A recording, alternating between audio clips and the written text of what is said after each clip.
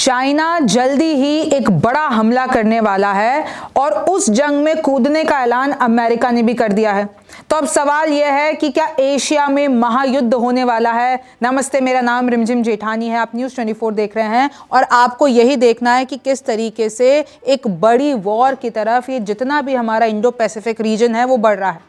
सबसे पहले देखिए कि कैसे यूएस डिफेंस सेक्रेटरी पीट हेग्सेट की तरफ से ये दावा किया जाता है कि कैसे एशिया में जितने भी देश हैं वो अपनी मिलिट्री पावर बढ़ा दे, क्योंकि चाइना जल्दी ही हमला करने वाला है और चाइना जल्दी ही उस पूरे रीजन को डिस्टेबलाइज करने वाला है। तो जो भी उस रीजन में देश है, जिसमें इंडिया भी आ गया, वो अपनी मिलिट्री पावर्स को बढ़ा दे। और अब अमेरिका भी उस रीजन में कूद रहा है, यानी अपनी जितनी भी मिलिट्री सेटअप से बढ़ा रहा है, ताकि अगर जंग होती है तो हम पूरी तैयारी के साथ रहें। देखिए, Pete Hegseth calls on Asia to boost military spending in face of imminent threat from China.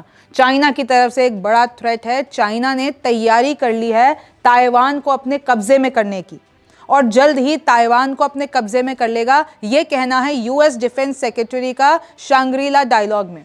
ये वही शांग्रीला डायलॉग है इस वक्त भारत भी वहाँ मौजूद है और वहीं से ही सीडीएस ने बहुत से इंटरव्यू में बयान दिया, आपको पता है। तो ये जो शांग्रीला डायलॉग हो रहा है वो सिंगापुर में चल रहा है और पूरे जितने भी दुनिया में देश है वो सब पहुंचे हुए हैं। और अब देखिए कैसे ये यूएस की तरफ से इसी डायलॉग में इधर ही सिंगापुर में बोला गया है कि चाइना बहुत कुछ बड़ा करने वाला है। कुछ डिटेल्स दे देती हूँ। The US secretary has said कि एशियन कंट्रीज को अब अपनी मिलिट्री स्पेंडिंग बढ़ा देना चाहिए।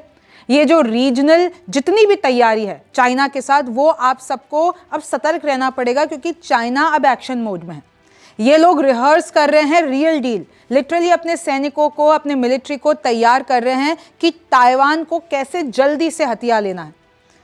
तो यूएस ने भी अब ऐलान कर दिया है, कसम खा ली है कि जितना भी इंडो पैसिफिक रीजन है, अभी मैं आपको नक्शे पे बताऊंगी कि इंडो पैसिफिक रीजन क्या होता है। तो जितना भी इंडो पैसिफिक रीजन है वहां पे अमेरिका ने नए प्रोजेक्ट चालू कर दिए हैं ताकि चाइना के इस खतरे से बचा जा सके। और in fact they have expending access to military ship and plane repair including in Australia. यहाँ तक कि ऑस्ट्रेलिया में भी उन्होंने अपने मिलिट्री शिप बढ़ा दिए हैं। और देखिए कैसे हर किसी को कहा गया है और उसमें भारत भी आ गया कि आपको अपने हथियार बढ़ाने पड़ेंगे। It has to be clear to all that Beijing is credibly preparing to potentially use military force to alter the balance of power in the Indo-Pacific. यानी इंडो पैसिफिक में ये जो बैलेंस ऑफ पावर है, China उसको जल्द ही बिगाड़ने वाला है। चाइना एक बहुत बड़ा खतरा है और ये जल्द ही होने वाला है, इसमें कोई शुगर कोट नहीं करेगा। और फिर अमेरिका ने ये कहा कि देखिए, डोनाल्ड ट्रंप ने कैसे यूरोपियन कंट्रीज को बोला कि तुम अपना डिफेंसिव स्पेंडिंग बढ़ाओ, मिलिट्री स्पेंडिंग बढ़ाओ, रक्षा बजट बढ़ाओ। उन्होंने बढ़ाया। तो अब वो यूरोपियन कंट्रीज ने जो किया है, अब वो सेम एशियन नेशंस को भी कहना चाहते हैं कि आपको ये सब करना पड़ेगा। यूरोपियन में क्यों जरूरत पड़ी भाई? रशिया यूक्रेन के चलते। तो अब वही कहा जा रहा है किस तरीके से जो यूरोप ने किया अब एशियन नेशंस को भी करना चाहिए। और इनफैक्ट मैं आपको बता दूं, इस पे चाइना का भी जवाब आया है। पहले आप ये देखिए, Hegseth warns of China threat as Beijing stop brass skip Singapore summit. ये क्यों बोला गया?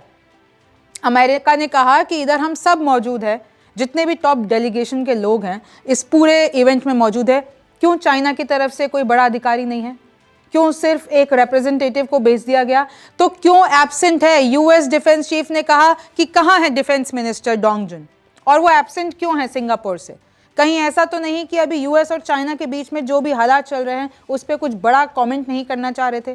टैरिफ वॉर हो सकता है, जो अभी इतना डिस्टेबलाइजेशन हो रहा है। आपको पता है चाइना कैसे लगातार पाकिस्तान को मदद कर रहा है भारत के एजेंडे के खिलाफ, कैसे पूरा पाकिस्तान के साथ खड़ा है, कैसे कह रहा है कि भाई मैं तुझे सारा पैसा दे दूंगा, बस तू भारत पे हमला कर। China is rehearsing to invade Taiwan. China rehearse कर रहा है कि ताइवान में कैसे घुसा जाए। यूएस की तरफ से वार्निंग आ गई है, पेंटागन चीफ ने कह दिया है कि यूएस मिलिट्री भी यहां पर तैयार है इंडो पैसिफिक रीजन में। अब आप देखिए कि चाइना ये है, ये आपको एक छोटा सा आइलैंड है ताइवान, जिस पे चाइना कब्जा करना चाहता है, लेकिन ताइवान अपने आप को इंडिपेंडेंट कहता है।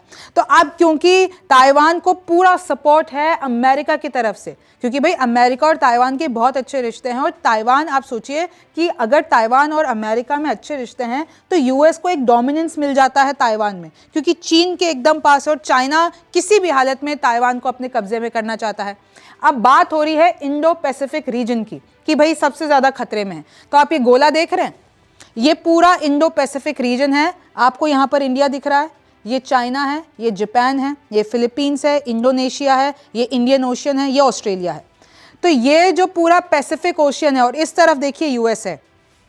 तो ये जो सर्किल में दिख रहा है, ये पूरा इंडो पैसिफिक रीजन कहलाया जाता है, जिसमें ऑस्ट्रेलिया भी आ गया। तो ये जितने भी देश हैं, यहाँ पे सबसे ज़्यादा खतरा अभी चाइना से है, क्योंकि ये पूरे रीजन को तबाह करने वाला है, बैलेंस जो पावर है उसको बिगाड़ने वाला है। और इसलिए यूएस ने धमकी दी है कि हम भी अपनी फोर्सेस को यहाँ पर मौजूद करेंगे, ताकि इस रीजन में कोई बड़ा महायुद्ध ना हो। अब देखिए चाइना की तरफ से भी जवाब आया है। चाइना ने कहा है कि ये यूएस झूठ बोल रहा है, ये लोग खुद एजेंडा फैलाते हैं, इन लोगों ने जो प्रोवोकेशन लगाए हैं, इंस्टिगेशन किया, ये सब बकवास है, ऐसा कुछ भी हम नहीं सोच रहे हैं। उल्टा यूएस को बोला है कि ये है सबसे बड़ा बिगेस्ट ट्रबल मेकर, ये पूरी दुनिया में अशांति चाहते हैं, पूरी दुनिया में ये जो पीस है उसको बर्बाद करना चाहते हैं। ऑफेंसिव वेपन्स हर जगह लगा देते हैं अपने, चाहे ये इंडो पैसिफिक की बात हो गई, चाहे मिडिल ईस्ट की बात हो गई, तो ये हर जगह अपने आप को डिप्लॉय कर देते हैं। ये पूरी दुनिया को एक अनसर्टिनिटी पे छोड़ देना चाहते हैं, और ऐसा चाइना नहीं चाहता है।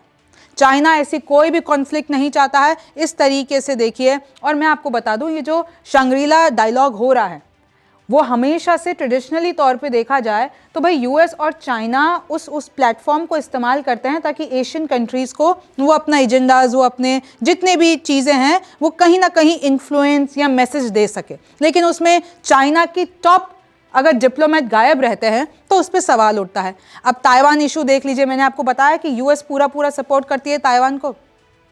अब वो सपोर्ट करने की हद इतनी बढ़ गई है कि यूएस गवर्नमेंट ने प्लान किया है ताइवान को हथियार देने का।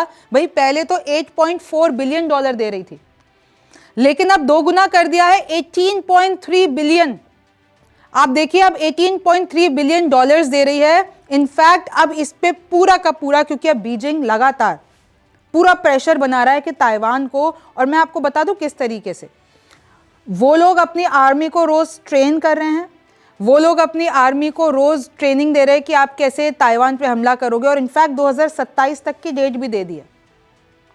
आपको आश्चर्य होगा ये जान के कि शी जिनपिंग ने कहा है 2027 तक हम ताइवान को ले लेंगे। हालांकि जो चाइना है उसने इन सारे दावों से मना कर दिया है कि ऐसा कुछ भी नहीं है, ये अमेरिका का प्रोपेगेंडा है। Chinese general fires back at US defence chief over Shangri-La dialogue remarks कि ऐसा कुछ भी नहीं, सब ग्राउंडलेस है, हमने ऐसा कुछ भी नहीं किया है, ना करने वाले हैं। बट मैं आपको फिर से बता दूं, चीन का ये जो जाल है ना, वो बहुत खतरनाक है। आपने देखा कैसे पाकिस्तान को फंड करके भारत के खिलाफ कार्रवाई कराई।